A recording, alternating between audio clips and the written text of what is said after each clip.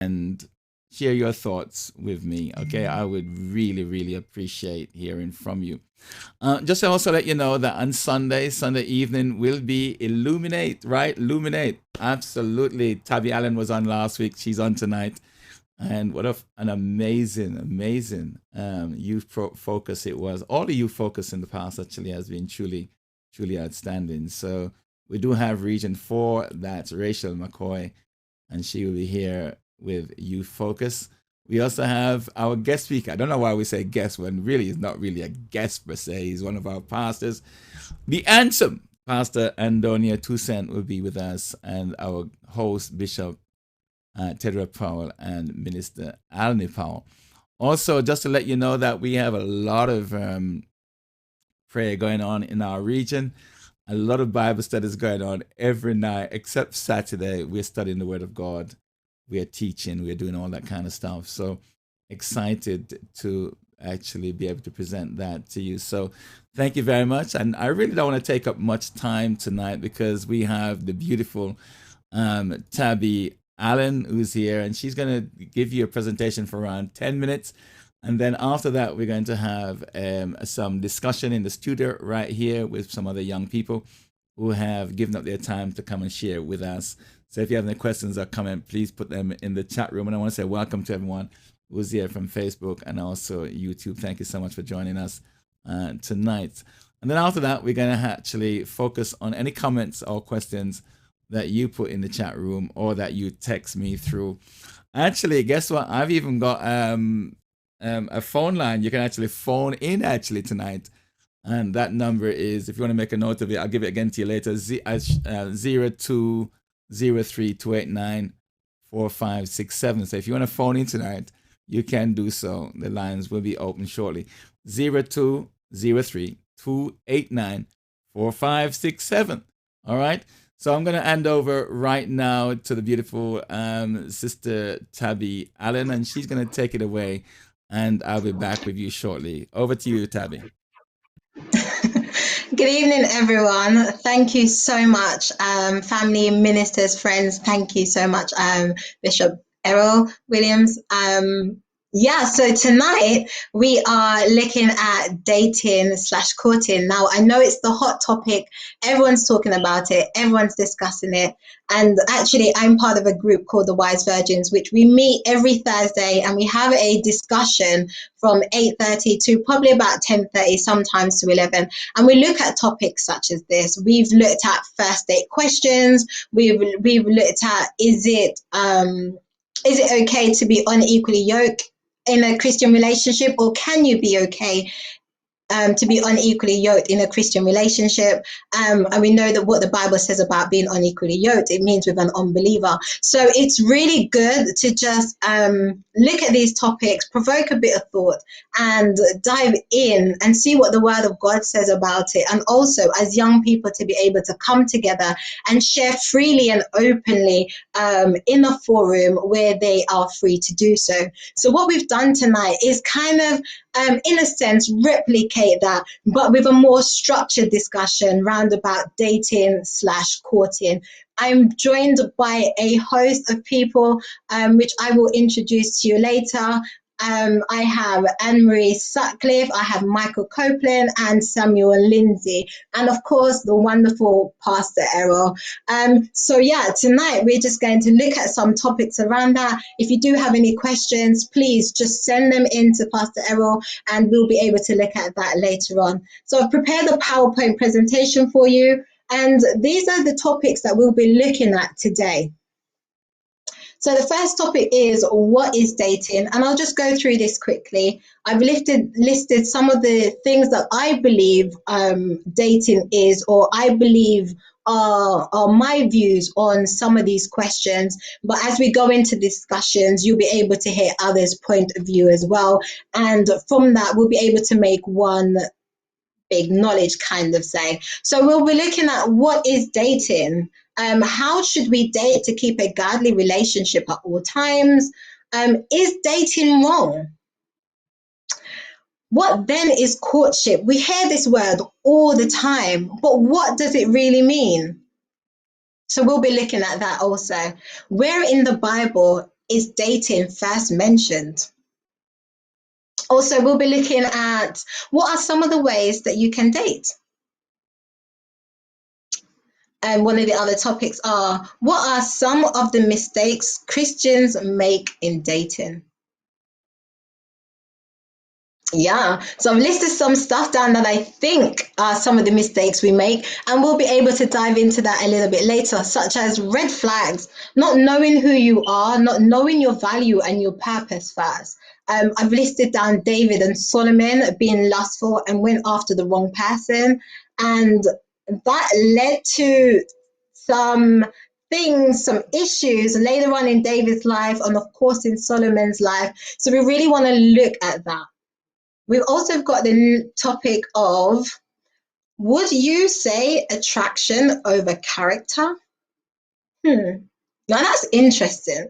Would you say attraction over character? We'll dive into that a little bit later. And also we have, what are some of the pressures you believe youths and young adults face? So if you are a youth and you are a young adult, when we're discussing these topics, please just drop in your comments, drop in your feedbacks, and then we'll be able to look at that. So for now, let's go into our discussion and meet the panel.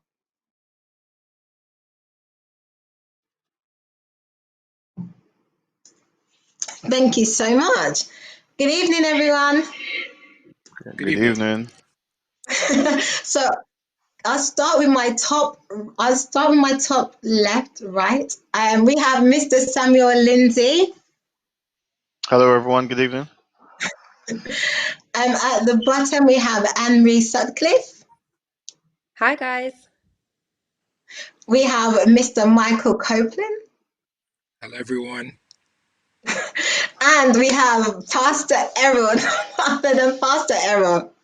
So, guys, I'm just going to ask you if you can just let us know what church are you from, please. I would ask you your ages. If you are free to share that, please do. If not, that's okay. So, start with you, Samuel. Where are you from?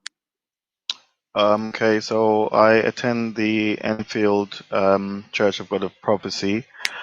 My age, well, I'm still 33 years young. Yeah, that's it. I've been a member of the church for quite a while, actually. So yeah, North Amen. London. Amen. And Anne-Marie?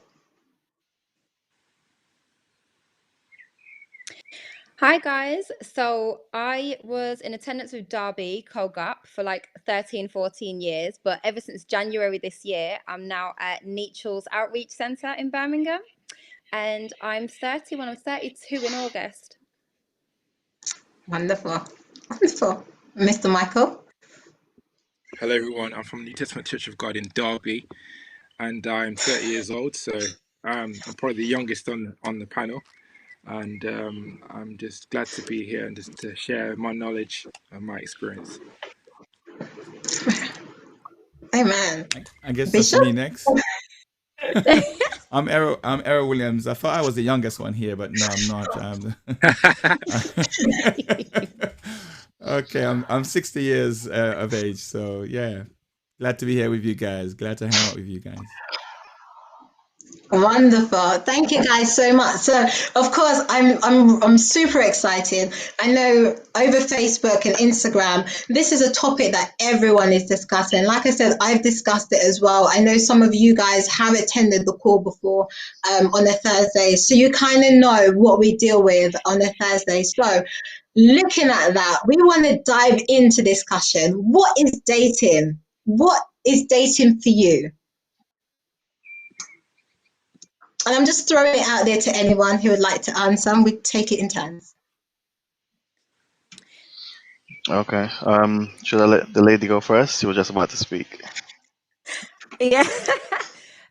So basically, I would say that dating and courting are fairly similar. I think courting is a more serious kind of thing. Like you're courting somebody with the intentions of having them as a life partner in order to be married to. Whereas dating, it's kind of like a little bit more relaxed. you're getting to know the person, but there's no pre-commitment just yet for anything. You're just getting to know that person.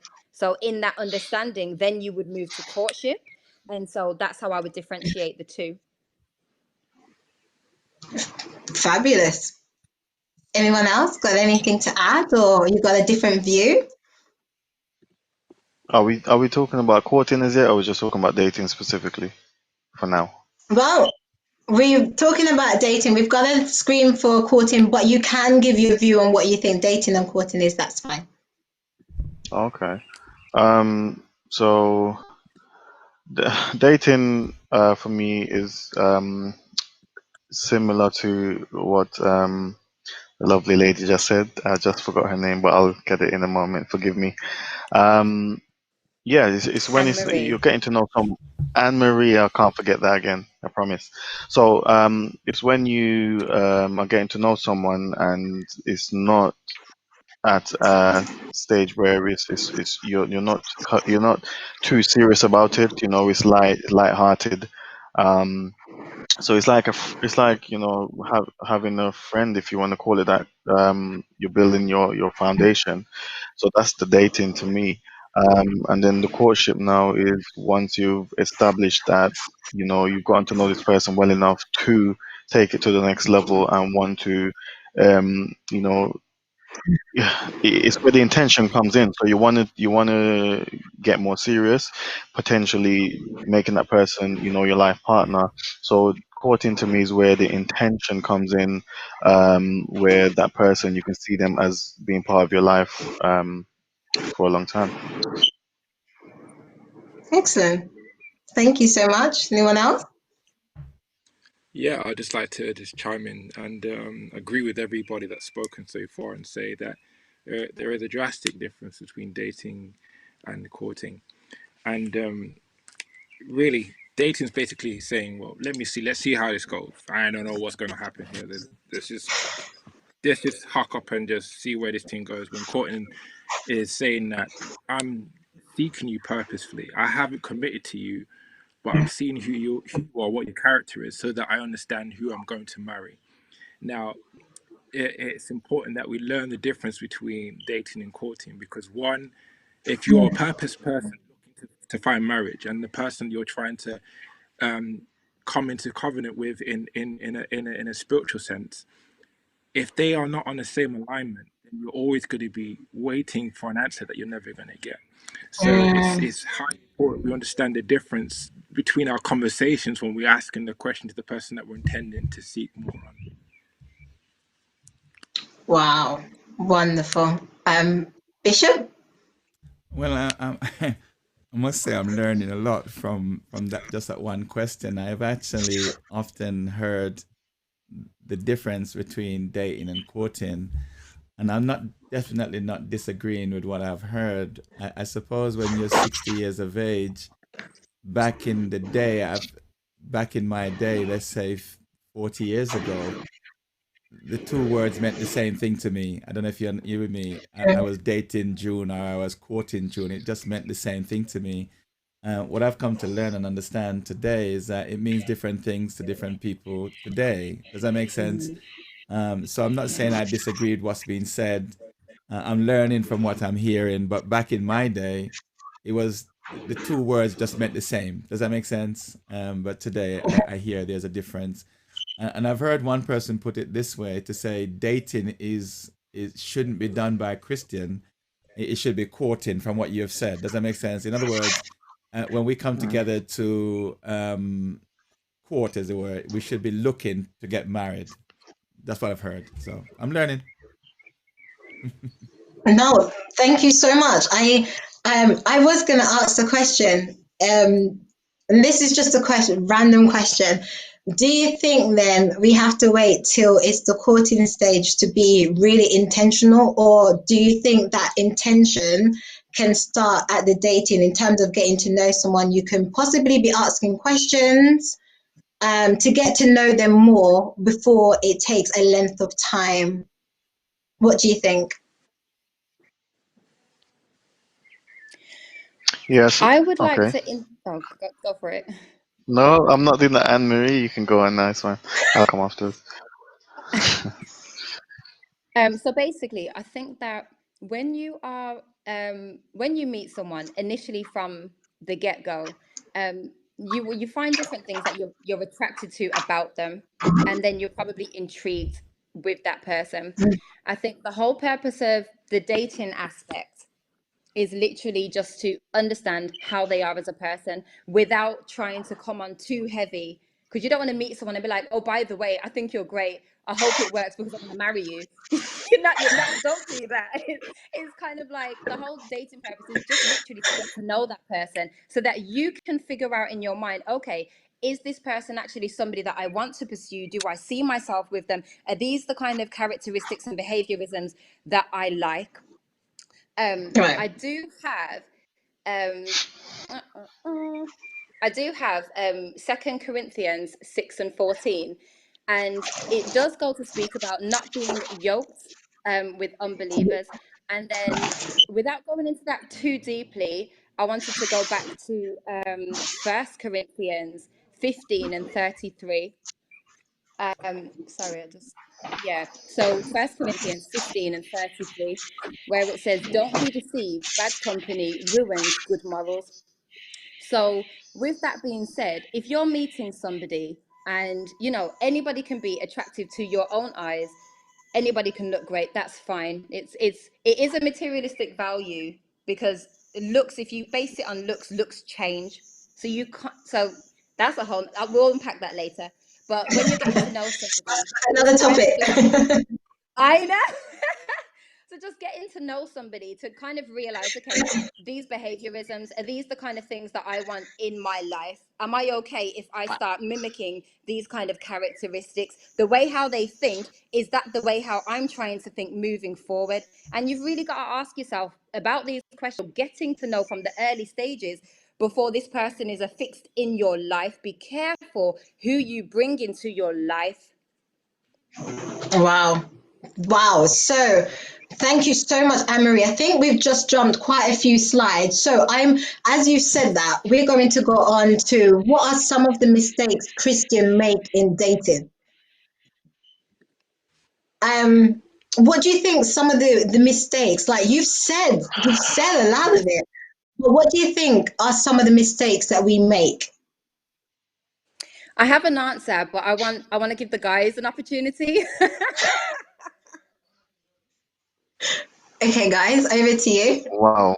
I think what are some? One could be we put ourselves in positions where we make it where we get tempted. Then, so we put ourselves in certain situations that um, you know, we find it difficult to get out of, and we could be led to sin because of us being in that situation.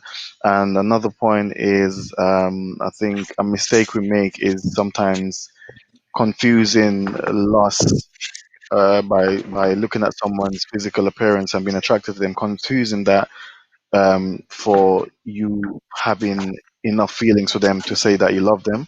So I know that's probably another topic as well, the difference between lust and love, but that's just two examples of mistakes I think we make as Christians. Wow. I know you couldn't see me, but I was All right, saying okay. fire, fire, fire. Wonderful. So you said I was getting excited behind here. I know you couldn't see, but so you said tempted to sin and confusing lust with love. And funny you should say that because that was our Wise Virgin topic last week is confusing lust with love. So it's funny you should say that because we do that. Anyway, I'm going to let somebody else speak. What are some of the mistakes Christians make in dating? Do you mind if I answer this one? Oh, please go ahead. Well, some of the mistakes that I've learned from my own mistakes is that it's going into a relationship seeking for someone to either be healed or to heal me, someone to try and fix me while I'm trying to find myself, or try and fix someone else while they're trying to find themselves. And we misunderstand the nature of a relationship, especially if we're young, if we're still learning, we still haven't found our identity. Because a lot of people in this generation now that I found is that they're more interested in finding someone that looks good than someone that has Right. found their character. And then as a Mm, Christian, now we're looking for someone that has kind of a character, but not necessarily one that follows God's character. And then we end up with a lost purpose because we've lost our identity when we really thought that was mature enough to handle what we were looking for. So therefore, we're so confused that when we find the image that we like, but we haven't found the image of God. So therefore, when we're looking for God's image in that person and we don't find it, we're asking God, why is this person hurting me? Why is this person disagreeing? Why are we always arguing? Why are we now doing things that we're not supposed to be Right. doing? Because we haven't addressed the identity to find the maturity of God inside the purpose of God. So therefore, we're just left with no result. So therefore, like it still happens today. I still have friends that will come and say to me, like, Michael, I can't find a man, or I can't find a woman. And the first thing I said, well, did you find God first? And the answer is no. Then you're not going to find who you're looking for, My because God. if you gotta find them, you gotta seek God's kingdom first, and His righteousness, and everything should be added unto you. So when you're working in His field, you two will come together at the point of where God's purpose starts for you to say, okay, now we can walk hand in hand because now we be equally yoked. wow. Am I making sense? Hmm. No, no, it's so good. Okay. Anyone else like to share? I want to piggyback off of what Michael's just said. And it goes back to, you have to know who you are and love who you are as well. Because, like he was saying, when sometimes you'll try to seek validation from other people. That's a we was about to talk about red flags later, but trying to seek validation or acceptance from other people never goes well at all. And it's important to know what you want in a relationship, knowing Mm, what you are willing to tolerate, knowing what is acceptable to what you understand love to be.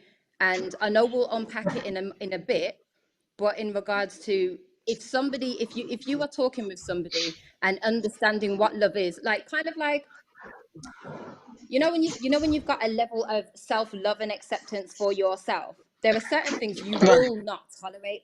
If you don't Yeah. have these kind of boundaries, I'm not talking about emotional walls, I'm talking about boundaries that you put in place to protect your integrity. If you don't do that before trying to meet somebody where they're at, it's a dangerous Mm, game. It's a dangerous game. And then you start picking up different habits theirs, and you start accepting whatever they are giving you, whether it's trash or not, and you start thinking it's good. And there's a lot of people that get into situations where the other person is very manipulative, and it gets really messy. Love yourself and know your worth first and wow. foremost. If you know your worth, you will not be tolerating and entertaining things for so long, or you won't be able to get dragged so far behind, because something's not going to Mm, feel right. And you can be like, you know what? This isn't okay. I don't treat myself like this. So why should you be treating me like this? This is not what love is. I just wanted to point that bit out. wow. Yeah. Wow. So Big fact there. that's yeah, that's self worth, as you pointed out. So, I mean, I love this panel. The fact is, we were talking about what are the mistakes we make, but then obviously this kind of developed into, knowing your value before you even seek to pursue a relationship with someone. Because I guess if you don't value yourself, then you are open and susceptible to so much hurt and abuse. Um, and just quickly, Second Timothy chapter 2 verses 22, it says, and this is the ESV version. So flee youthful passion and pursue righteousness, faith, love, and peace, along with those who call on the Lord from a pure heart.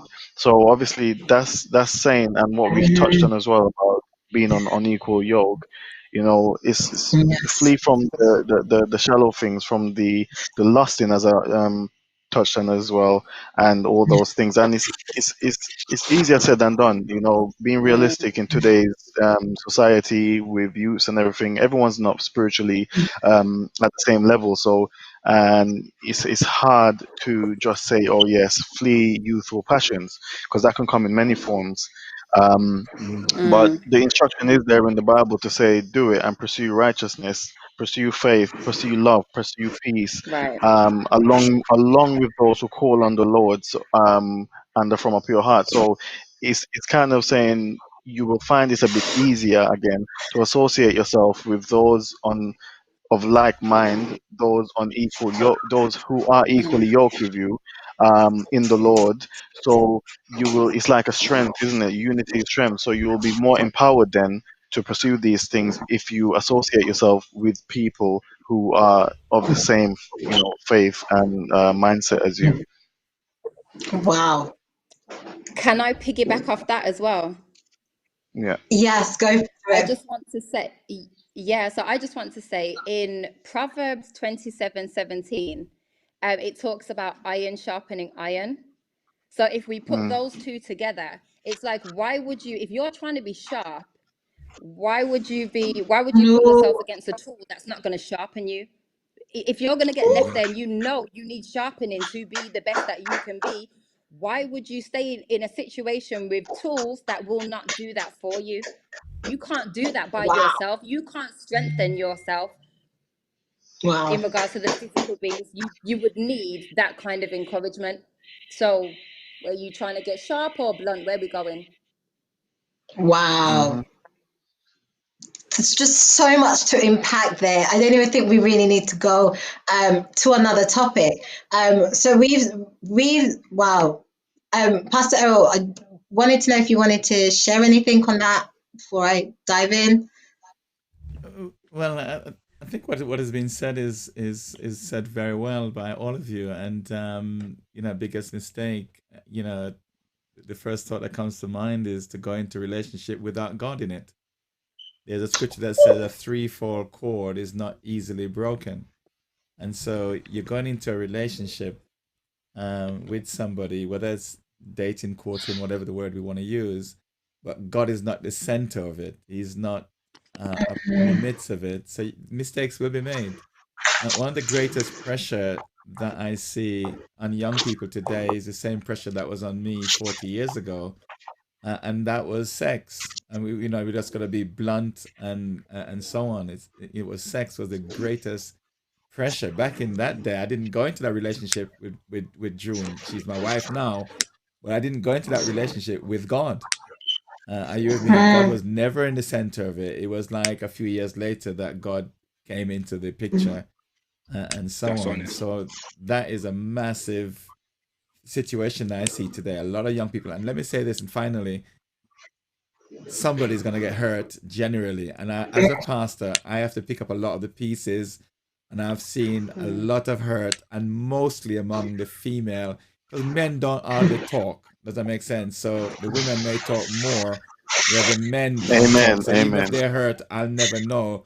But I do find out that the women are hurt, and so on. The thing, can I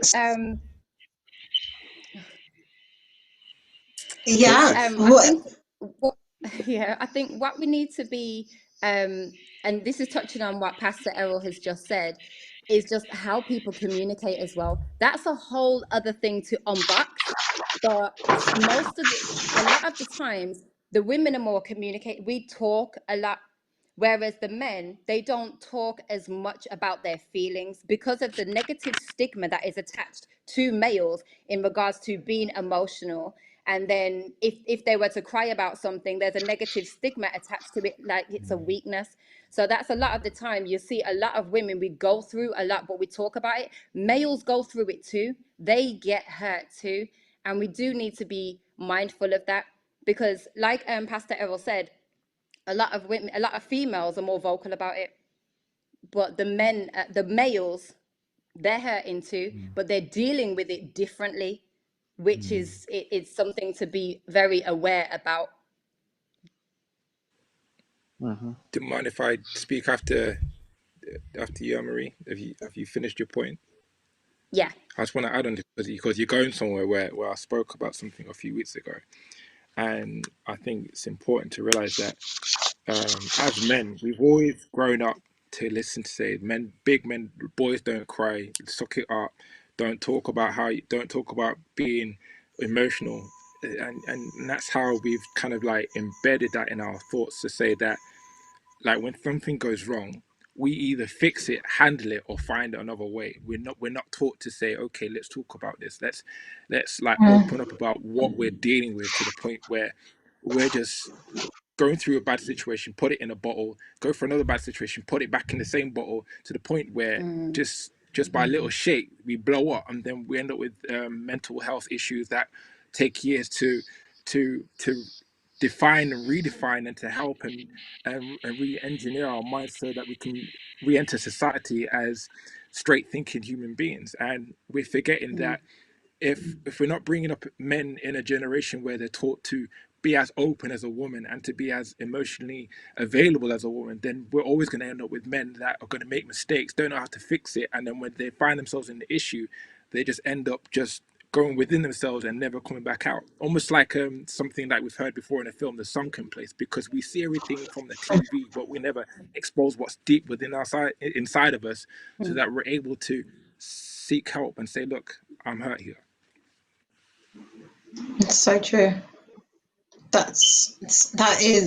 Thank you so much. That is a valid point, and I think in terms of talking, we should, like you said, the women we share a lot more, and guys share a lot more, as a lot less. But if, it is important that if there is something that you are going through, then you find someone, whether it's your pastor, whether it's your youth leader, whether it's your parents, carers, that you find someone that you're able to talk to share. Because like Michael said, you don't want to get into things, because as we're talking about dating and some of the things and some of the mistakes that Christians make going into dating, whatsoever, sometimes what's happened to you as young youths, sometimes you take that into a dating or a marriage because you haven't dealt with that. Facts. Does that make sense? So you need to be able to speak about issues that are happening within your life. So when you get older, no, there is not a case of, well, why am I behaving this way? Especially when you get into marriage. I know we haven't even started talking about that. But in terms of communicating, having a relationship with someone, in terms of wanting to build a relationship with someone, sometimes you're so guarded because of things that's happened because you haven't shared on. So you've bottled everything up. So yeah, that is definitely a valid point. And I wanted to, as we were talking and we were discussing red flags and we touched on the topic of sex, what are some of the ways do you think, Samuel mentioned the scripture, flee from youthful lust, and we said it's not as easy to flee from youthful lust. What can we do as youths, young adults, to be able to maintain our purity until marriage?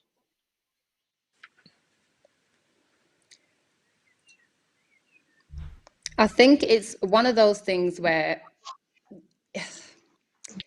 try not to put yourself in very awkward situations that are gonna make you compromise in a major way.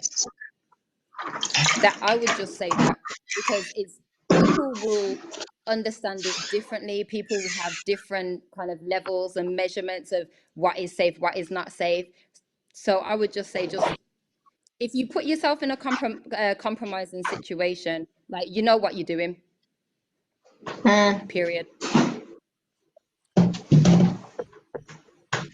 great Do you mind if point. I So we're just still looking at what are some of the mistakes Christians make in dating, and I believe this is one of them. So yeah, please do share. I'd just like to add on to that. I know from just conversations and feeding back from others, is that those who understand that they're weak don't put themselves in positions where they're going to be tempted or be tested. And those who believe that they're strong are normally ones that always find themselves in positions because I can handle that. No, I'm all right. I can stay around this girl's house. I can stay around. Mm. House. Ain't nothing gonna happen. Then a couple months down the line, you hear that they're pregnant. And it's not that we don't want people to be in a quarantine relationship, isolation from everybody. We want you to think smartly, be wise, and make wise decisions. So if you believe that you're strong, then you need to change your mentality to believe in my strength I'm weak. So therefore, if I'm in a situation where I know that I'm gonna contaminate myself with sinful lust, then let me not just stay back and hang back and just stay where I know that I'm going to be okay. Now, Mm, practical ways to do that, and I feel like we said a lot of symptoms. We're never given any practical things to do. yeah. So if you know that you like company, limit yourself to going in that company after a certain time, because after a certain time, like, your body changes to where it wants to do something that's more cozy, like sleep. So what comes with sleep is being intimate in some mindsets. That's what it links to. So if we can limit the way we communicate with people physically, then we can cut down half the stuff that we interact with. And if we can also find different ways to encourage good conversation, like spending time talking about things that matter to you and talking about issues that you see in your community, things that will take your mind somewhere else, that allows you to broaden your thought process, so that at least you've got something more to come back to in a conversation later down the line, instead of always going down to the very simple, like what you saying, oh, I like you, I think you look like this, and I think about marriage with you. And sometimes it's just being able to be patient and have self control, just to step away from something that you know that you're capable of, and just saying that it's not for now. So it's changing Mhm. your mindset towards how you want to approach each situation with a relationship, or just encountering the opposite sex. Wow. Wow. Thank you. Thank you so much. And the practical, I love the practical example that you've given, because like you said, sometimes we share a lot in scripture, but how is it? How do I do it? How do I do it? Like, I want to do it. I really do want to do it. I try, like, I pray and I fast, and I'm doing all of these things, but something still is not right. I'm still falling back and I'm still doing the same thing. I'm still repeating my cycle. And so thank you for sharing that. I think for me, one of the things is be careful and be mindful what you let in, and it's something that we discussed last week in Lust versus Love. Be mindful about what you're putting into your system. So if you're always watching things that would stimulate that kind of desire, then you're only going to feed off of that desire. Watching things on TV, if you're watching things on YouTube, if you are reading novels, if you're watching movies, okay, I'm speaking to you out there. If you're watching movies that will stimulate that desire, then when you come to trying to flee from that desire, it's already so deep rooted within you that you're going to find it hard to leave. Mm. That's a good point. You're talking, sis. Hmm. So, yeah, anyone else like to share on how do you think we can maintain our purity until marriage? You see, Do you mind if I sometimes just? though, yeah. Oh, sorry. You want to go, Michael? No, sorry, I'll be patient. It's okay. I can wait. Um, no, what I was gonna say, sometimes we say maintain purity until married and stuff like that, and you were talking about movies you watch and stuff. So like if say you weren't saved or anything like that before, I don't know, you're in full grown adult, you may have developed these habits already. So it's not to say, you had intended to keep yourself pure, as it were, before you start, pursuing, marriage or dating or whatever. You may have had a life before, because in reality, this is the world we live in, and no one's born perfect or is perfect. So you may have had a life before, and you may already have these habits embedded in you. So for for me, I think it's important, wherever stage you're at, whether you are at the beginning or whether you've already had a life, and you you live the life of sin and you say, "Oh, I'm not pure." I think is important. The most important things is prayer and the Bible, um, and that's to me that is the undeniable. What's the best word to put it? You know, the most powerful weapon then that we have, to try and get our mindset. Because again, and this is something that I remember from even Pastor Errol preaching a while ago. It's a mindset. You know, this I think you can conquer or start conquering these issues, starting with your mindset. Like if you used to watch a lot of Mm, things on TV you shouldn't, and go a lot of places you shouldn't, and things like that, the first thing you need to try and change is yes, your heart, but also your mind. And mm, once you do that through reading the word, praying, and all that kind of stuff, consistently, then I think it will manifest that it will start. Your actions will start changing as a result of that. So it's like changing your insides first before you can physically go out there and start acting different or being different and start putting yourself in right, situations and everything. Because it's where your mind is at in the first place. So try to get your mind right.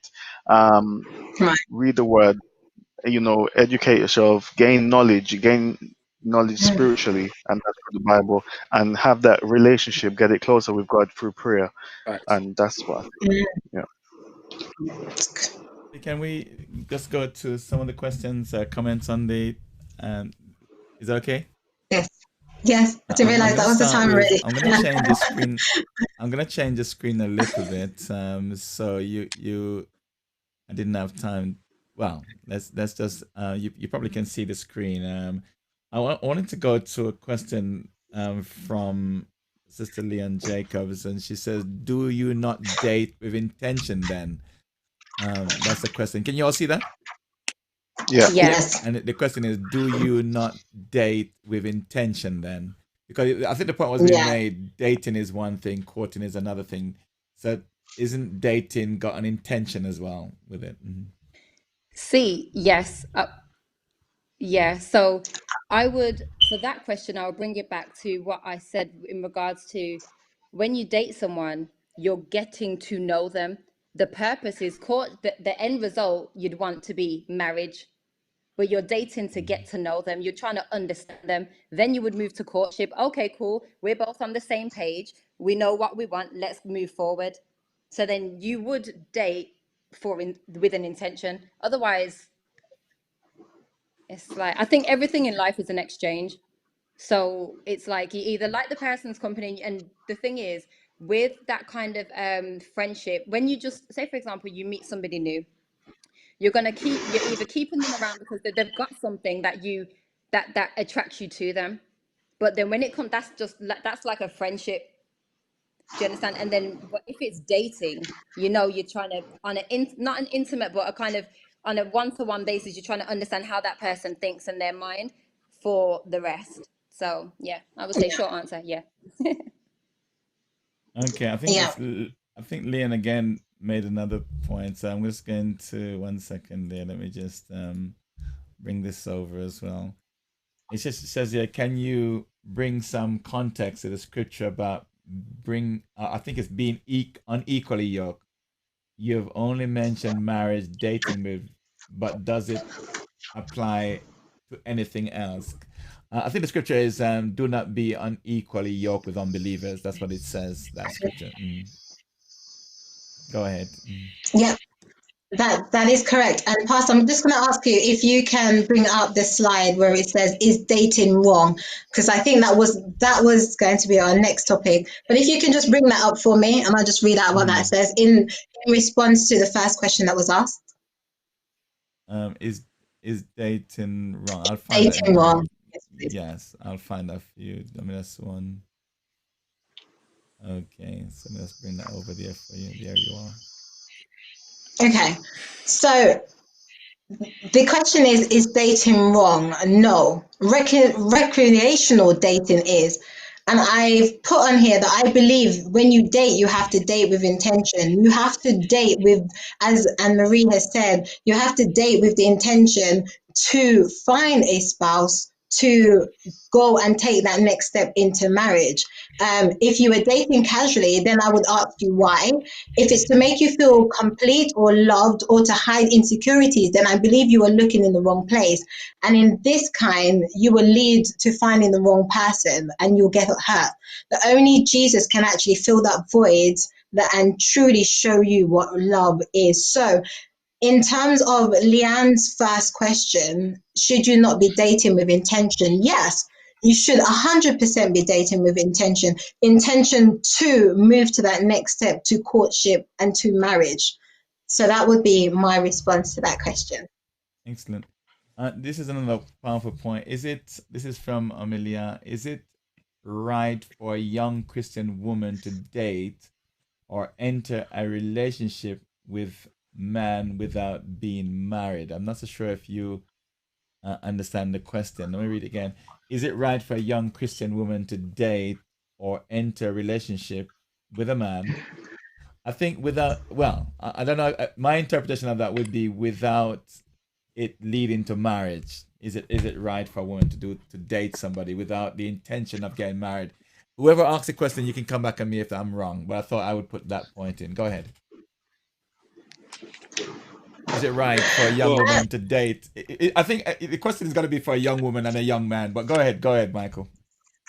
well, I was gonna say like I might trigger some people here with this one, but if you're dating them, if your intentions is just to date and you like this man, but your intentions are not to marry him, you need to let him go because that's somebody else's husband.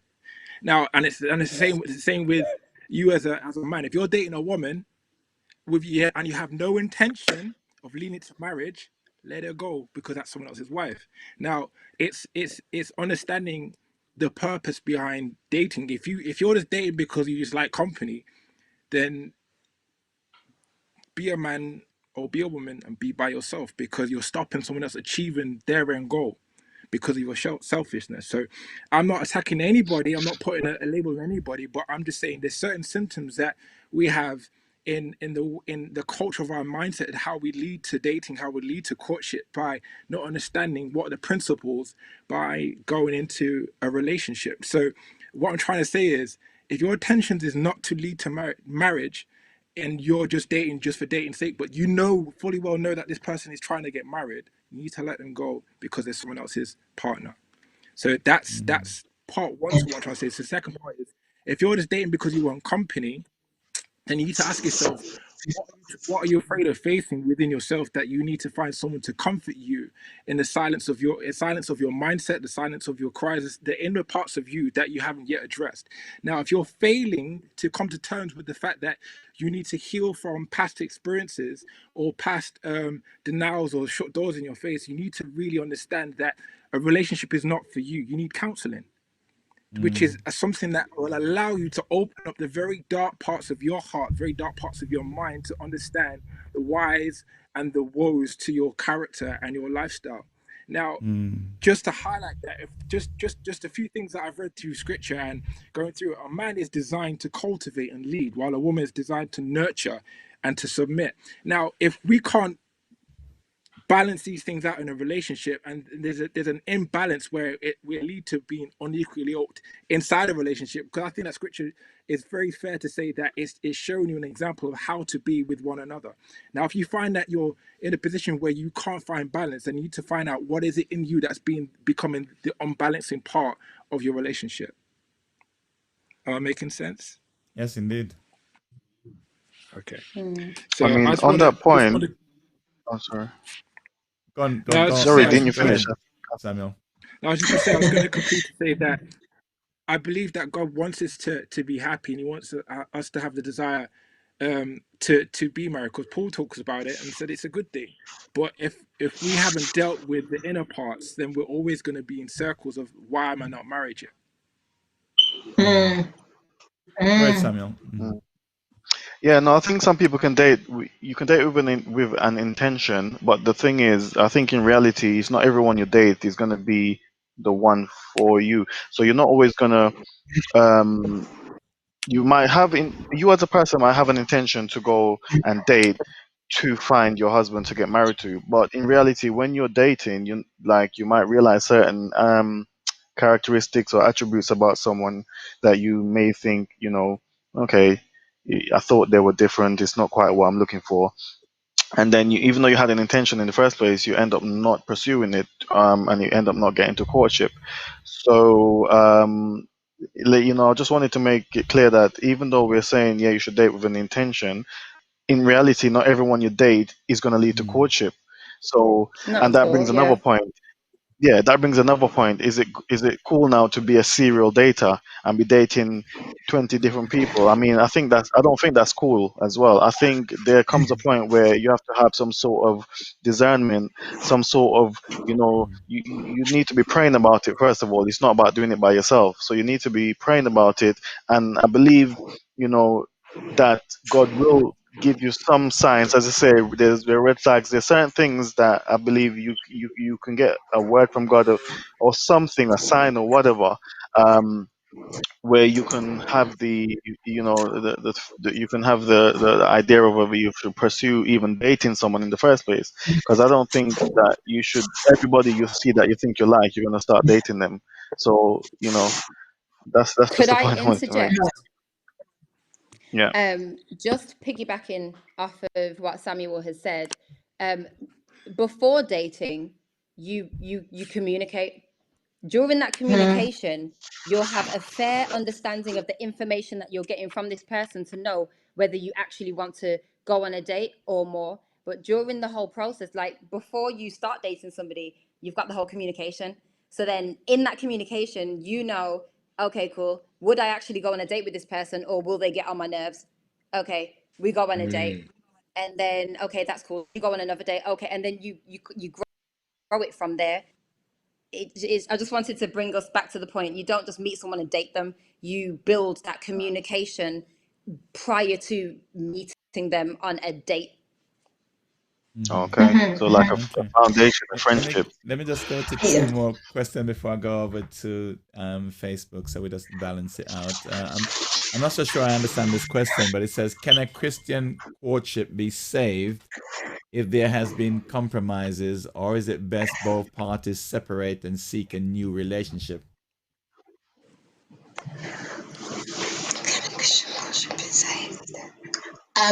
What type of compromises? I would say, what type of compromises do you mean? Just for Yeah. clarity before I answer that question. Yes. Okay. Let me go to another one then. When until Raymond comes back, I'll just put another one up, and it says here, "I would like to ask the panel what advice they would give to a young couple." So it's a young couple, 17 to 20, both in church, who love each other and who have been dating for a year. Should they get married right away? Mm. No, So it's a young I couple. would Go on. suggest. Yeah. Go ahead. Yeah. I would suggest to get marriage counseling if that's something that you truly want to do, and that's the next step that you both want to achieve. Marriage counseling to understand better how you guys can progress, because Come getting on. married is more than just a certificate, and there's other aspects that you would need to look into, like your finances, where you're going to live, a lot of practical stuff in with that as well. So I would say, and I would suggest marriage counseling, and then take your steps from there, from sound advice on how you guys can make that commitment. I think that's That's amazing good. and it's lovely. So I wish you all the best. Okay. Let me go over to Facebook then, and just to make sure we have some balance. I want to say welcome to Jasmine Chopper, Joan Williams. Thank you very much for coming. Good evening, Pastor Errol. Hello. Greetings. Thank you, Pastor Pat and Lucas. Elaine, welcome. Marcia Baker, how you doing? Silburn says, why not just have courting mindset in the Christian arena? For example, delete dating. So I think that's an interesting point. So the point was being made earlier was that there's a difference between dating and courting. So why not just get rid of dating, and then in the church we don't use that, just courting? Why not? That's very interesting. Yeah. I think you're agreeing with him, right? I think Yeah, I yeah. think Good point. I think I think it is just a difference in wording, because technically what Marie has said in terms of dating is that you're getting to know somebody, which if you don't use that word dating, you would still need to get to know that person. Do you see what I mean? Just because we put the word dating doesn't mean what you're doing is any different to what you did. You would see somebody, you talk to them, you communicate over text, email. Let's say back in the days, you used to communicate over letter. Or you know what, you'd start making inquiries about that person. You'd start talking to friends about that person. You know, you'd want to know more about that person. So just because we've said dating doesn't mean you're doing anything different to what you've done, just because we've put a word on there. And then you move into courtship, which means, yes, I'm seeing you, I like, you know, our faith matches up, our purpose aligns, because I do believe that's 100% important. You know, you seek God together, you know where you're going, because if, as we've spoken about, if you're not sure, then you know you can cause an imbalance into that. So everything has come into alignment. You believe, yes, this is who God has called you to marry, and this is where you're going to go forward with that engagement and then get married. So I think just because we've used the word dating, you can call it a friendship, because what you're doing is to get to know that person. That's my view on that. Okay. This is an interesting one for me. I think I'm learning too much tonight. Um, this one from Gabrielle says, "So I've seen Christian speed dating. Do you think that it's not possible?" Speed dating, is there such a thing? I've never heard this one before. I'm learning. Yes. You guys, There yeah? is such a My thing, God, I'm learning. Tell, but tell me, tell what me. the, so what I'll quickly mention. Well, I'll quickly say this. And in relation to also Silburn's question is, um, you know, the thought came to me. We need to be careful here that people don't think it's a race to find Mm, someone and just to get to the courtship stage, because remember we're right. talking about a lifetime commitment here. And Mm, correct me if I'm wrong, but in our faith we don't really believe in divorce unless it's exceptional circumstances. But a lot of people, they want to, we talk about courting. you know you're having your eye on someone and you want to get to know them, and you think, yeah, I know enough about them to say let's spend our life together. But I think, you know, courtship is not even the beginning. I think once you're married, that's the beginning, because you only get to know them after you marry them, in my opinion, because you learn something about somebody new every single day. And, Facts. for sake, you probably won't even know everything about them, after even being married 20, 30 years. You find something new every day. Um, you know, so I think after you got in the courtship, don't think, yeah, you know this person now to get married to Mm, them. You're gonna get to know them after you marry them. So be careful. It's not something to ever be rushed. Speed dating, you Pastor Errol, you sit around, you go into a meeting, like a cafe or whatever. There's about 12 tables, and there's 10 women and 10 men, and they get 2 minutes with each other. What do you like? Where are you from? What is your interest? What are you up to? And then after that 2 minutes is done, you change and go to another person. So it's, as far as I understand it, yeah. so you just get a short while to ask as many questions as you can from someone, and then move on to the next person. No, I think that's what it yeah. Wow. is. So Anne Marie, no, I don't think Christians should be speed speed dating. Can I just say oh, something at the end well, of your points? yeah. Wow. Can I Yeah, just go say? on. Am I right? So I agree with you. I think it's a nuance that we're all trying to get our head around. But but when you really look at the history of how we got here, like in the 80s and 90s, we were told that we have to look for someone in the church, and then we get to the 2000s, and in that last 20-year gap, we're told that we shouldn't be looking for people at church. We should be going to church to worship God. So then the question's left with, so where do we meet people? Where do we find that opportunity? Because Mm, there's no longer that time where we could go on church holidays or meet with other church gatherings just to Mm, chill out. mm, Some churches are still doing it, but mm, it's a very small minority of churches. Now we got more conferences about a spiritual awakening, or trying to hear a word from a prophet, then we're left with so much time given into the ministry that God's called us in, that we're left with, okay, then what day do I find my husband, or what do I do? What do I find my wife? So I can see how speed dating come about. I'm not saying I fully agree with it. I'm not saying if I don't agree with it. I'm just saying it's just like this technology we're using now. It's become a necessary need to be able to connect people in a new way that allows the flow to still happen. So, like for example, if we didn't have this server now, it probably like 2 years ago it says, "Oh, why should we be talking on the internet when we can be at church?" But missing the opportunity that we can reach more people because of the facility of the internet. So, like with speed dating, it's not saying that I agree with it, but I'm saying like, say if you're one female in a church full of married men, and you don't know where to look, and you don't want to look hungry, you want to be able to go to a place or a venue that helps us to support the need to find the opportunity to meet someone, because it is from what I understand, there's a small minority of men dotted around the country that we don't know about, and we're just trying to get them to connect from one side to another side so that we can meet. Because obviously, like you don't want to. It's like people are scared to say now, like, "Oh, I met my wife because I jumped into her DMs or her direct messaging or on a Facebook post," because it seems embarrassing. So people still want to have that chance to say, "Oh, I met your dad at this location," or "I met your mom." You know what I'm saying? So there's different psychology behind the reason why speed dating works, or if it's a need that we want in the church. So it's a big question, and it's a big thought. So I'm just trying to just like show the practicality of the need of it, if it's still got a Yeah. biblical point behind it.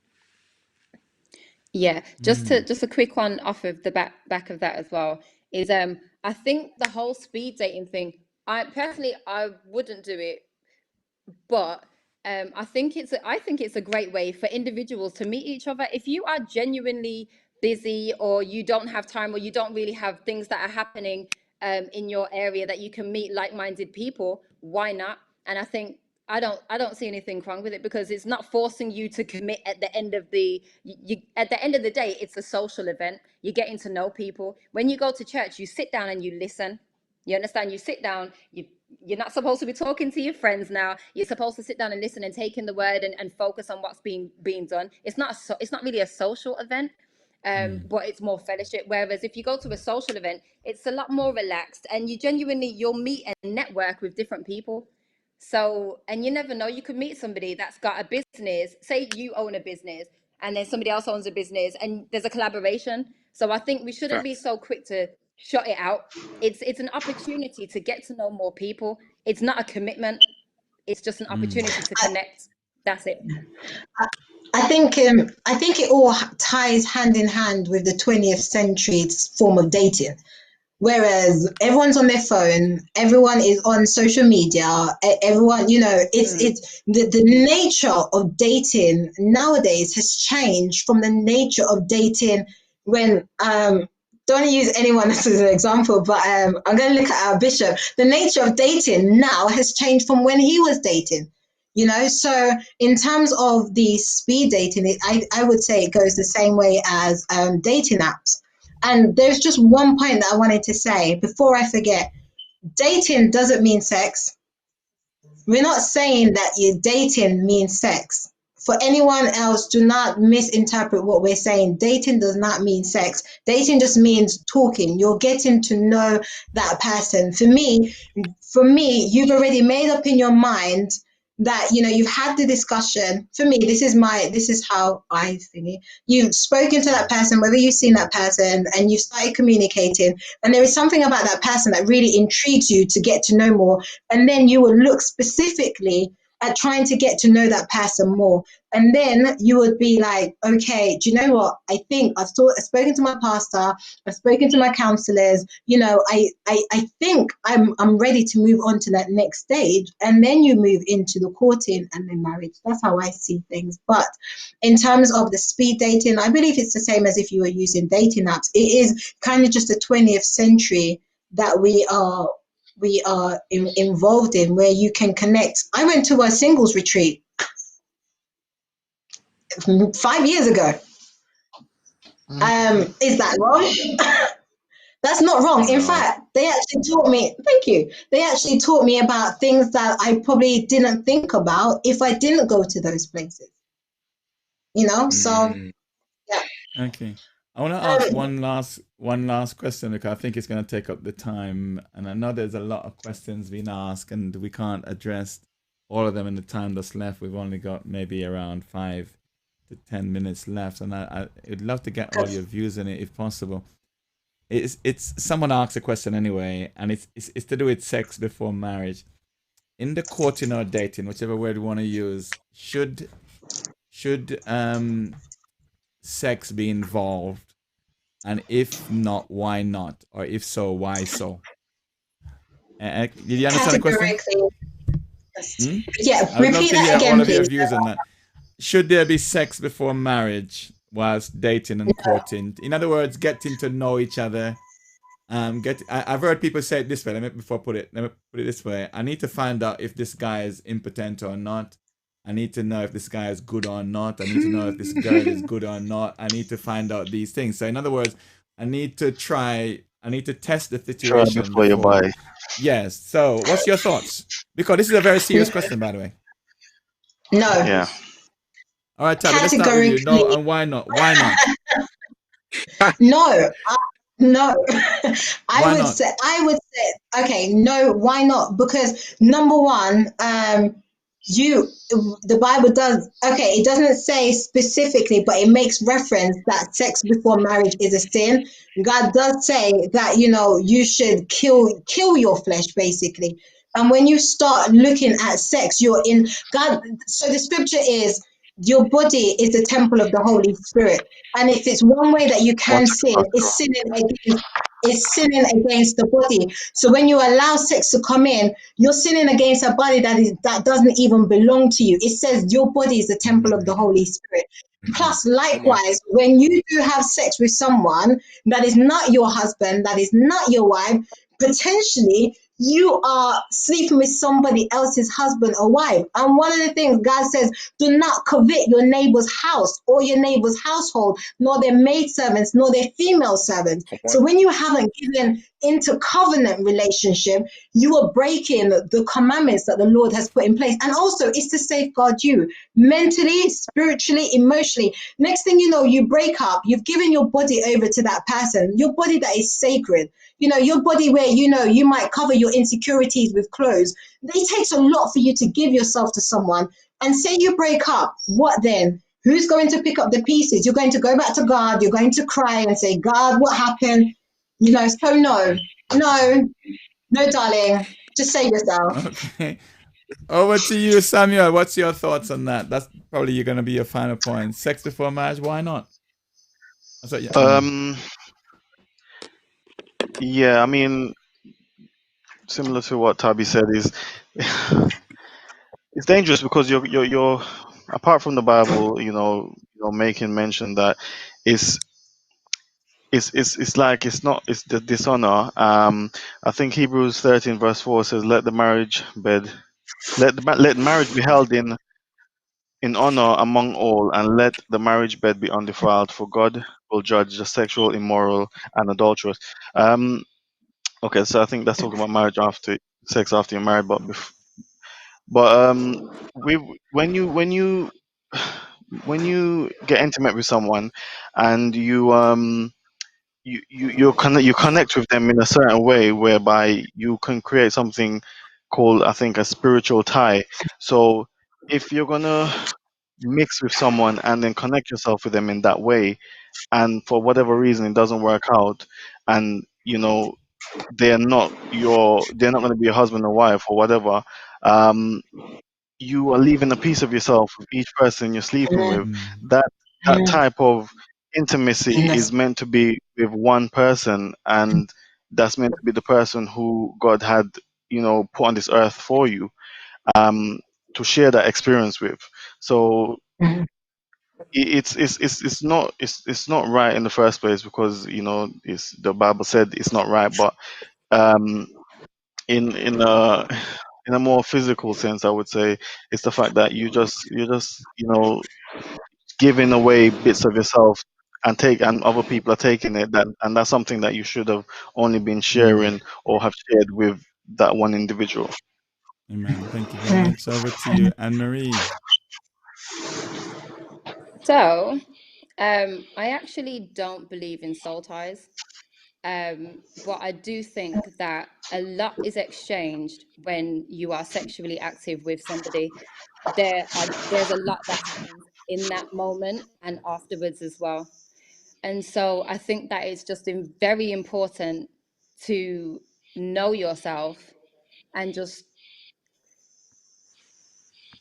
oh, I've just lost my trail of thought. I think it's very important to just know yourself and just stay away from situations that will cause you to compromise that. Sex is amazing. It's a wonderful thing in marriage. If we want to go back with the Bible, it's honorable in marriage. It was made to be amazing. It's supposed to be that way, but you can't just, it's not good to be just giving it away all the time. Like it's not right. And it kind of as a woman, and I think as individuals, it's just not good to give a piece of yourself to everybody. It's just not great. And I don't want to start like mumbling and talking too much on it, but I would just say, yeah, just if you can try your best, just try your best and be honest with yourself and with what you're trying to achieve. Take yourself seriously. Take yourself more seriously because you are worth it. You Mm. are worth it. You are amazing, an amazing creation. You are well loved. Don't sell yourself short. Don't don't. Excellent. Thank you very much. And finally, Michael. I think a lot's been said before me, and I just think, uh, wow, it's such a okay. I'll just say this really quickly. If you're okay with sharing parts of yourself with many people, and then when you come to your husband or your wife and you don't know what to give them, then I'll ask yourself the question: why do you want to fulfill something that has no purpose but just for a short term Mm. fulfillment? I just want to ask yourself. I would like you to ask yourself the question: am I stalling myself from achieving the goal and the dream that I really want by trying to find satisfaction in something that gives me a temporary fix for a long term problem? That's what Mm. I would rather you take a deep breath and ask yourself, who are you, and what is it that you want, and what is it that God is saying to you? And if you're struggling to find that, just remove all the noise, all the social media from you, and get into a quiet place and find out who you truly are. Because once you know who you are from within, from what God has told you that He's called you to be, then all the different things that you like to indulge in, like sex before marriage, and the other things that come with it, pornography, or anything that takes you away from His glory, you start to understand the whys behind His words. So I think it's more about getting to the root of your issue of the why you want to do it, and why is it something that you really want to indulge in, before you try and say, is it wrong or is it right? Because I think the Holy Spirit will always bring you to conviction once you're listening to Him. Amen. I just want to say thanks to all of you so much for tonight, especially Tabby, who's organized this, and all of you, Samuel and Anne Marie, once again. This is your second time here, Anne Marie, and really appreciate it. It's Yes. the first time I've met Michael, so pleased to meet you guys. And from the New Testament Church, it's good to see that we are Praise God. interlinking. You know, the New Testament and Church of God of Prophecy, we are brothers and sisters. We, if you like, we were We together are once until we split in, I think it was 1923. And 1923. since then we've been working together. So I want to say thanks to you guys so much for your time, for your expertise, for your knowledge, for your wisdom. Tonight has truly been amazing to me, and I have to stop it there. We will be back next week with Leon Jacobs, because Wednesday night is what we call youth night. So I want to say to you guys, thank you so much. I've learned a lot. Speed dating, that's a good one. And I thought about it actually, because maybe I did do speed dating back in the day, because every time I dance with somebody, we used to ask them their name and who are you and so on. So Come on, sir, talk the thing them. maybe maybe that's what I was doing. So there you have it. But thank you all very much. And Tabby, what I would say Oh, to you to do is to probably look at all the questions in the chat room yeah. and both chat room, Facebook and YouTube. And probably what we could do is create a page on our website where we can answer those questions that all 5 of you could actually agree on, and then we put them up. Does that make sense? Look at all the questions and then answer them, That and would probably, be, yeah, yeah, yes. So if that you would be guys could take that amazing. on, Tabby, and maybe at the end of the day, we could write a book, and the 5 of us can become millionaires, right? In fact, actually, funny enough, I say that because um, the 6th book I wanted to write was about relationship. So who knows? This might be the start of it. Michael, Samuel, Anne Marie, and Tabby, thank you all Bless very you, man. much. And we speak to you Thank again you. soon. You're welcome. Take care. Thank And can I say, wow, what an evening that has been. It's really been a truly amazing day for me today. Started off with the celebration homegoing service of Bishop T.A. McCullough. And to then, I was so tired actually because I mean, I sat in this seat with the homegoing service for nearly 8 hours, literally 8 hours doing that. And it was joyful, so it wasn't a complaint or anything like that. But then to take this on, they kept me awake, and I'm so glad. Thank you also for all your questions in YouTube as well as Facebook. Really do appreciate the many of you that are here, and those of you that's on the Facebook as well. And we also stream into what we call live.cogop.com. So we are streaming to various different places. So a lot of people are watching. So hopefully we can write up all the questions that came in. And I'm asking Tabby to work with our team to actually provide answers. And then we put that on the website. And then we'll announce that on next Wednesday and ongoing Wednesdays. Well, I'm looking forward to tomorrow. And tomorrow is my night. It's Thursday night. It's my night where I talk about love and forgiveness. Now, my question is this: can you forgive somebody who hasn't asked for forgiveness? Well, let me put it to you this way. Bishop T.D. Jakes says, yes, you can. Yes, you can. And he definitely agreed with that. And I would say lots of people have, but all I'm asking you for is one simple thing. You know, that's what my program is built upon. That's the theme of this program. Every program I do in terms of Bible studies, Monday, Tuesday, Wednesday, Thursday, Friday, evening church that I am the pastor of. It's always just chapter and verse. That's all I need. So tomorrow I'll be looking at love and forgiveness. I actually think, and I'm convinced, that we have mixed love and forgiveness and confused the two. So tomorrow I'll be speaking on that. And on Friday, I look forward to it's men's night. Friday night is men's night. And we will be having the topic men and their emotions. That's the topic, men and their emotions. Does men have emotions? Do men cry? And things like that. Not just about crying, but do we show our feelings and so on? And if so, why? If not, and so on.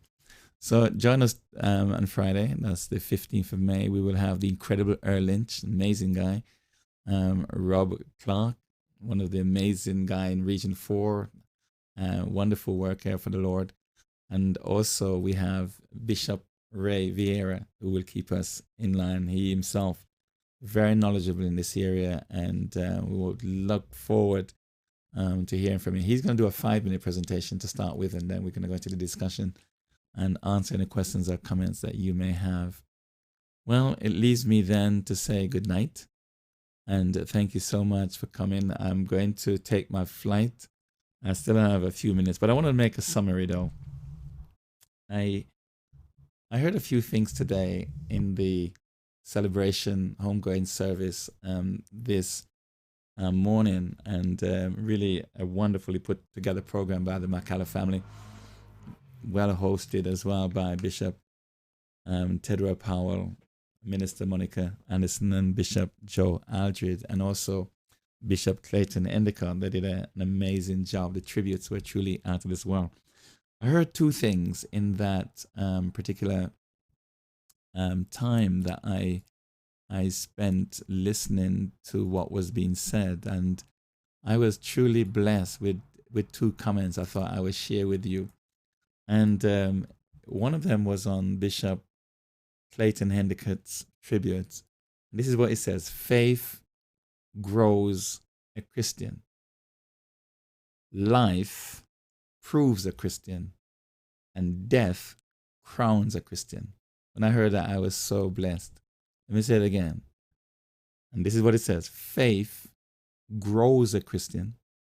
Life proves a Christian, but death crowns a Christian. And that was in relation to Bishop Theophilus Augustus McCullough, MBE. The other point that I heard today that really blessed me was this: don't try to be great.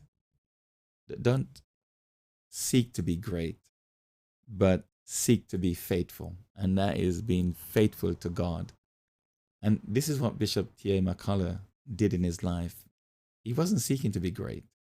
He wasn't seeking to be famous and popular, but he was just seeking to be faithful wherever he went.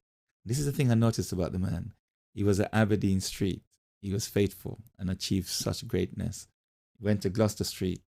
He went to Nigeria, and he went to other places. And wherever he went, it was almost in fulfillment of Psalms 1, where it says, and you shall be like a tree planted by the rivers of water, and bringing forth your fruit in your season, whose leaves will not wither, and whatsoever you do will prosper.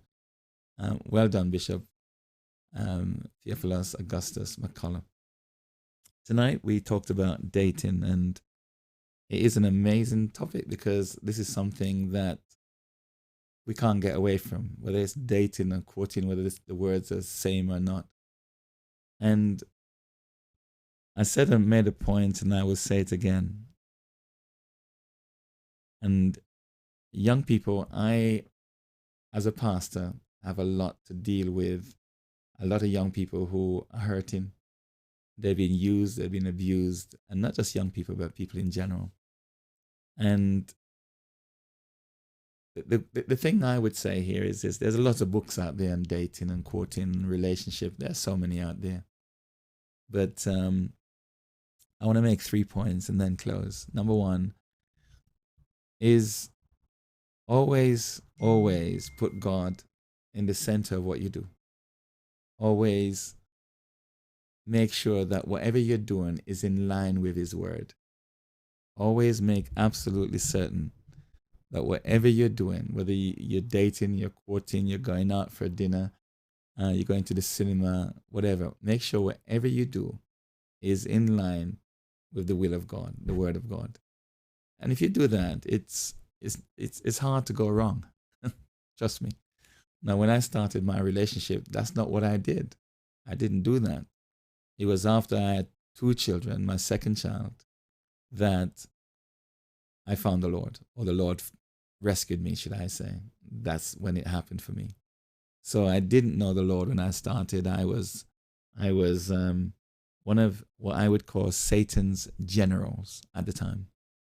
And all the young men around me were the same. You know what I mean? We had women over there, and over there, and over there, and over there, and up there, and down there, and around the corner. That was the culture of my day. That's why a lot of my friends had 6 children, 8 children for different women, because the culture of the day was like that. And what I would say is, make sure God is in the picture of what it is that you're doing, and seek to please God rather than seek to please your partner or please yourself. Put God first. So when you're dating or courting, whether you're going to do speed dating or you're going to do online dating or whatever dating you're going to do, always check. Is this within the will of God? Is this within the context of God's will? His word, in other words. And if it is, you're okay. If it is, you're okay. There's nothing wrong with that. As long as God is pleased, that is okay. Now, what is the whole duty of man? Is not the whole duty of man to fear God and to what? Keep his commandments. That's the whole duty of man. The whole duty of man is to fear God, right? And to keep his commandment. In other words, to keep his word. So if you're dating, courting, and you're keeping his word, you're okay. You're perfectly okay. Nothing wrong with that. Secondly, I'm going to tell you the single thing that destroys all relationships, whether you're dating or you're courting. I'm going to tell you the single thing. You only need to know one thing. You know, people talk about trust and all these things, and that's okay. It's cool. It's true, but that's not what I use. Whenever I counsel anyone, I really only tell them three things. One is, love God and do what God says. And the second thing is this. The single thing that destroys relationships is what I call selfishness, or meism, me, myself, and I, or I-ism. Are you with me? And what I have noticed in my relationships, in every one of them, whether it be my wife, children, whatever, the moment someone becomes self-centered and selfish, whether it be me or them, it affects the relationship. So if you're dating and courting, watch out for selfishness, self-centeredness, meism. I remember once saying to my wife, you're not doing this, you're not doing that, that's not happening. And then I realized something. I was only looking at my needs rather than focusing on her needs. And the moment I took my eyes off my needs and focused on hers, the situation changed. So be careful of selfishness, self-centeredness, meism, I-ism. The final one, the thing that makes every relationship grows, and the thing that makes all relationship flourish and blossom and take off, you know what it is. You and I know what it is. Jesus talked about it. It's love. Love, the opposite to selfishness. Love. Love is not about taking, it's about giving. Are you following me? When you love somebody unconditionally, then you're really in a very powerful position. Now, I love what Miles Monroe said once. He said, if you're in a relationship and you ask somebody, do you love me? And they say yes, and you ask them and they tell you, Miles Monroe said, you're in trouble. Because if the person tell you why they love you, and you ask them why, and they tell you, the chances are they may say, well, I love you because of how slim you are. I love you of how beautiful you are. I love you of how carry yourself and your mannerism and so on and so forth. I love you because you got it going on. You got a lot of money or whatever the case might be. The question is, when that person lose their looks or lose their money, or they're not as beautiful personality as they used to, what happens next? When I think about God, God never told us why he loved us. He just said, for God so loved the world that he gave his only begotten son. And so when I think of my wife as an example, I just love her. Why? I don't know. I just love her. Just love her. And that protects me, because if she changes her figure, if her figure changes, if her looks change, and hey, guess what? She doesn't look the same as when she was 18, by the way. I mean, I knew her from then.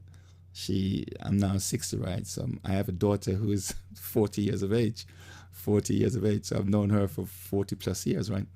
So, and her figure has changed. Her body has changed. I still love her. Makes no difference, and I keep telling myself, I just love her. And so if you want to flourish in your relationship, if you're dating, you're courting, or you're married, love is the key.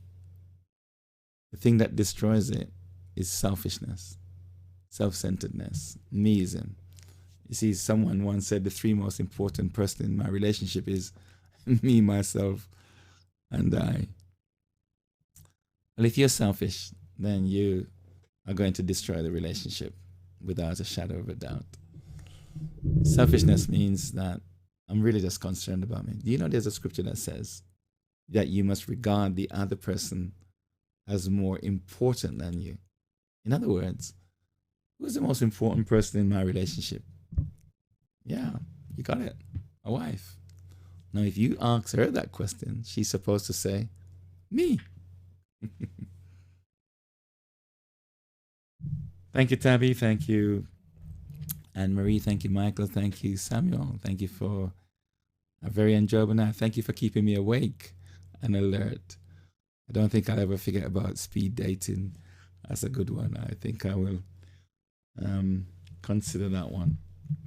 So guys, thank you so much for joining me. I hope to see you tomorrow when we talk about love and forgiveness. Take care of yourself. Have a fantastic, fantastic night. And I've been playing a song all week, and I'm going to play it again because I think it was such a beautiful song. Well put together by the worship team in Wembley. And I'm just saying, moving forward is the key. So wish you guys all the best, and I hope that there's something that you gathered from tonight that could be of help to you. We will be back next week, Wednesday, again with You Focus, and Sister Leanne Jacobs will be here with us. So take care of yourself and your family. Until next time, bye for now.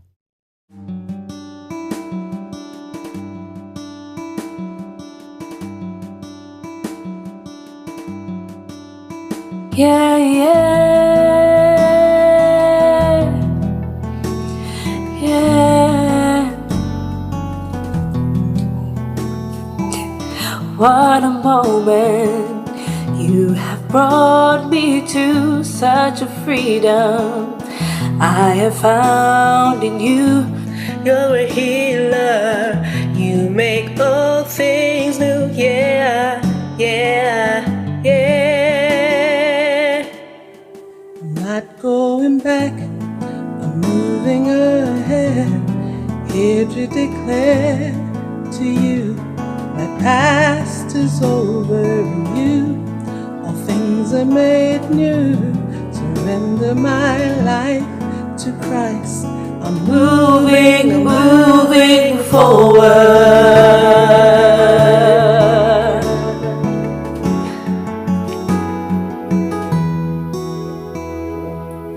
You have risen with all power in your hands. You have given me a second chance. Hallelujah, hallelujah, yeah, yeah, yeah, yeah, yeah, yeah. Ooh, I'm not going back, I'm moving ahead. I'm here to declare to you, my past is over in you. All things are made new. Surrender my life to Christ. Moving, not going back. I'm moving ahead. I'm here to declare to you, my past is over in you. All things are made new. Surrender my life to Christ. I'm moving forward.